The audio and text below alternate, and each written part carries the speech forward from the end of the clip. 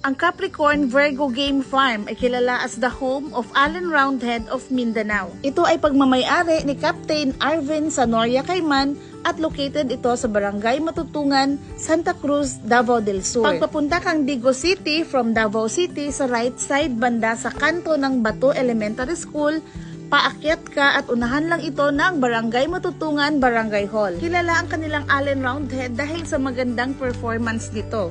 At last week lamang ay naangkin nila ang kampyonato sa Zamboanga City gamit ang mga linyadang ito. Si Sir Arvin ay isang kapitan ng barko na na-achieve ang kanyang dream na makapag-retire early para mapursu ang kanyang mga passion in life.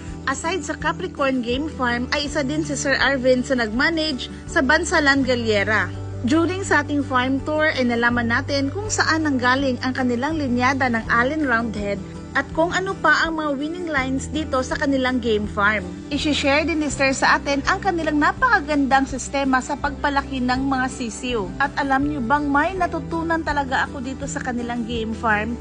At yun ang kanilang way sa pagbe-breeding. Hindi na natin kailangan gumastos ng mga breeding facilities para makapag-breeding. At yan ang abangan nyo sa ating full farm tour. Malalaman din natin kung gaano kalaki itong kanilang game farm at kung ilan ang napoproduce nila sa isang taon.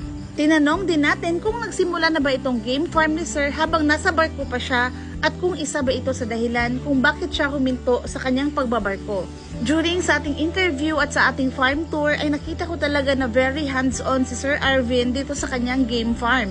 At very meticulous siya sa pagpapalaki ng kanyang mga sisiw. Kaya abangan ang ating full farm tour at ang ating interview kay Captain Arvin Sanoria Cayman of Capricorn Virgo Game Farm at sabay-sabay tayong matuto and ma-inspire. Dito na lang muna ang ating video. Thank you so much for watching and God bless everyone. Bye!